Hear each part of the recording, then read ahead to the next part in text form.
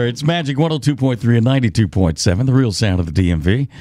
We are honored to have with us in the studio today a beautiful young woman. She is Miss Black America. Y'all please give it up for Brittany Lewis. Yeah. How are you? I'm hanging in there, taking it one step at a time. This pageant has me busy. Yeah, okay. She was telling us on the way in she got pulled over by a cop. You just had to put me on blast, huh? Well, you didn't do anything wrong. I shouldn't say that. Why did he pull you over? Well, in trying to locate the studio, I accidentally made the wrong turn, so I was trying to make a U-turn. Oh, illegally. But, I just kind of gave him my resume, and he let me slide. So. Good. Were you wearing your sash like you are right now? I wasn't, but that didn't stop me from, telling him who exactly I was. I'm Miss Black America. When you won, you were representing D.C., right? Yeah, I was. Yeah. I'm actually originally from New Jersey, but I'm currently a PhD student at George Washington University. Oh, is that right? So this is my new home. Okay, cool. A PhD in what? Yeah, I do Black history, actually. Really? With a focus on gender. Mm-hmm. Is that right? That is right. Yeah. That's fantastic. People. Yeah. With a focus on gender. For sure. So this is a big day, International Women's Day. Of course. Yeah. Especially we think about the history behind it, right? So when we think about International Women's Day, it didn't just start as focusing on the individual achievements of women, but more so of collective solidarity. International Women's Day was actually started by socialists, the Socialist Organization of America. So collective action, collective bargaining. Boy. Mm-hmm. You are a PhD. Yeah. She's going to say, I don't feel smart enough for this. I know. I'm taking notes. So how much schooling do you have left? Lord. So I am halfway there. So I just finished for the PhDs out there. I just finished my comprehensive exams. Yeah. So that means I'm officially all but dissertation. All I have to write is my little mini book is what I like to call it. And then I'm finished. Really? Yeah. Okay. So I don't mean to sound ignorant, but I never had to do any of that. I didn't know how long it took to get a doctorate. Yeah. I did get a bachelor's. That's all we needed for this. Yeah. I didn't even need that. I was doing radio at 15. Well, I didn't need that. That's true. So what do you hope to do once you've got the degree and you have this PhD in Black history? Yeah, I think ideally, if my advisor is listening, I want to be a full-time tenure-track professor at a Research One institution publishing books. But, I also think there's a space for television, too. I'd love to have a second medium outside of, books to communicate with our community. So I definitely would love to bring kind of my talent and expertise in front of the camera as well. Yeah. Yeah. Wow. Well, I'm intimidated. I don't have anything else to say. You were talking about how busy you are, and that's one of the things that I think they don't think about when it comes to someone who wins a pageant. They see the glamour and the crown and all that kind of thing, but you're constantly on the go. Yeah, it's a busy schedule. So certainly there's radio and television appearances, which is always fun, chat with you guys. But of course, I think the heart of the pageant lies with the community service aspect. So doing a lot with our personal platforms. My platform's domestic violence awareness. So definitely partnering with the National Network to End Domestic Violence, National Coalition to End Domestic Violence, working with our legislators. That's the real meat of the organization, if you will. And then, of course, the kids, too. So I go into a lot of secondary schools and talk to students about the importance of education. And you lost a sister to domestic violence? I did. When I was in undergrad, I lost my sister at the hands of her fiance. So it's, it's an important cause for everybody, but it's also very personal as well. Yeah. Mm-hmm. So how many siblings? Do you have other siblings? Yeah, I have a few of those. Papa was a Rolling Stone, so love you, Dad. Change of song, Rick. We were going to play Isn't She Lovely out of this interview. I think we'll play The Temptations now. Yeah, no, I have a whole bunch of half-brothers and sisters. Love them, too. Yeah. So are any of them here? No. So I have one in Connecticut, and the majority of them are actually down in Florida. So my dad is originally from Florida, Fort Pierce. So okay. Yeah, tons of family down there. Yeah, you have a good relationship with your dad? Oh, it's my best friend. Oh, is that right? Literally my best friend. Yeah, I was talking to him literally right before I came in. I said, Dad, I just got pulled over. I'm supposed to be on this radio show. Yeah. He's like my number one fan. He even wears hats. He has a hat that says Miss not Miss Delaware, that was my old title, Miss Black America. Miss Black America dad hat that he wears out. So everyone knows that his daughter has this title. He's very proud. He has like a necklace with me around his neck. Oh, really? Yeah, he's a fan. You know, and I bet the thing he'd be most proud of is to hear what you just said. He's my best friend. He is. He really is. To hear that from your daughter is, I mean, that's priceless. Yeah, he's the man. He's funny too. Yeah? Keep it real with him. He's great. Wow, what's his name? Willie Lewis. Willie Lewis. Okay. Willie Lewis. All right, glad to meet you, Willie Lewis. Yeah.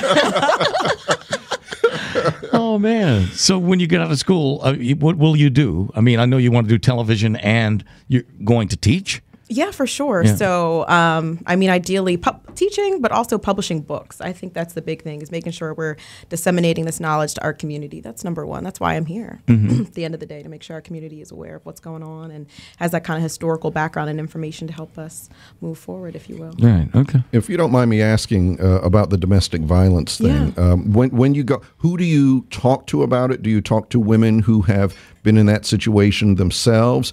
This is a big moment for domestic violence awareness with the Me Too movement and all of that kind of thing. Yeah, for sure. So it's a 3-part program, because I think educating folks about domestic violence, this is certainly not a women's issue.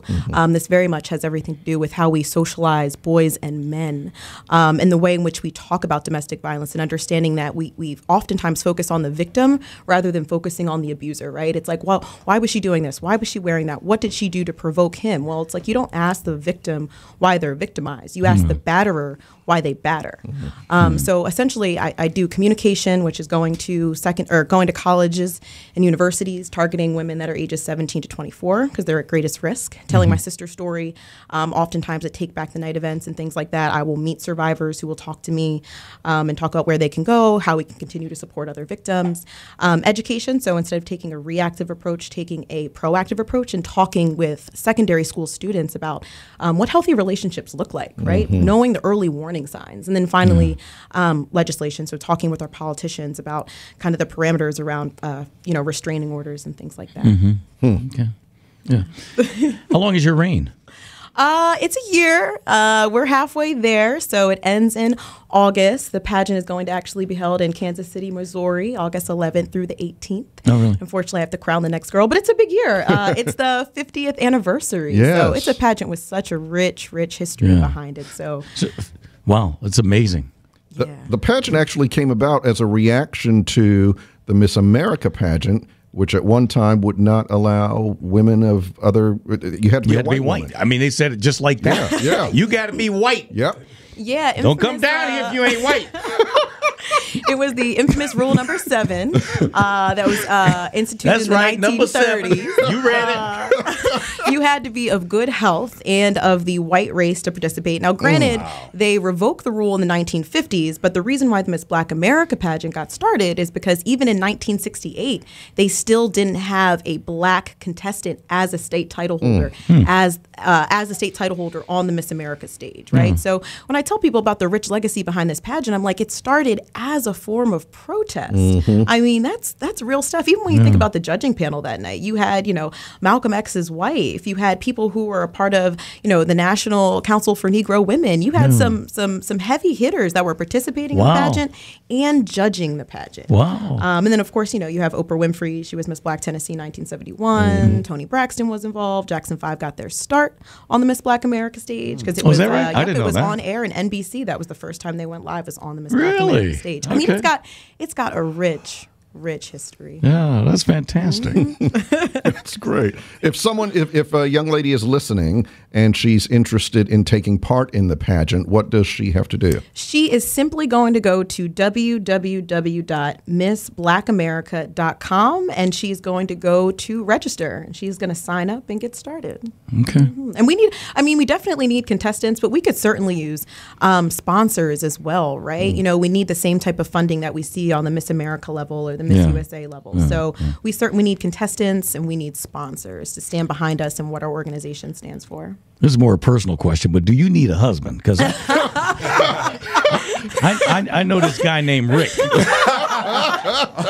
Listen, he's single. He's a really good-looking guy, really smart. We call him Black Google, as a matter of fact. Ask him anything. Go ahead, Try anything. Throw Do I something at 'em. need a husband or do I want a husband? that's the thing. Those two different questions. Because right, me, it's all about me. But I'm Did sure I that's ask all right, Rick? I'm sure that's No, how we'll but come that's fine. eventually.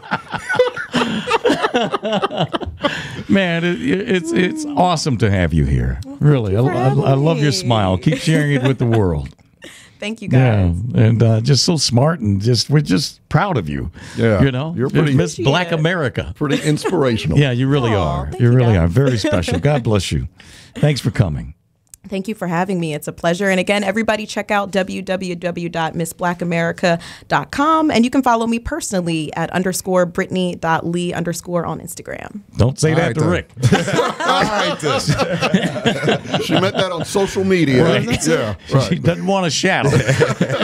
Do you guys need judges? Yeah, the best person to contact for judging is going to be our executive director, Alita Anderson. You can find her information on the website as well. Oh, very good. We have celebrity judges right now. So Yeah. Oh, that lets me out then. Right. Okay. Brittany Lewis, thank you again for joining us. I appreciate it. thank you guys. Okay. Miss Black America. Yeah. You're on the Donnie Simpson Show here on Magic 102.3. Oh, we decided to go with this We're instead going of with Papa Was a Rolling Stone. I like it. Come on. All right. Stevie Wonder here on Magic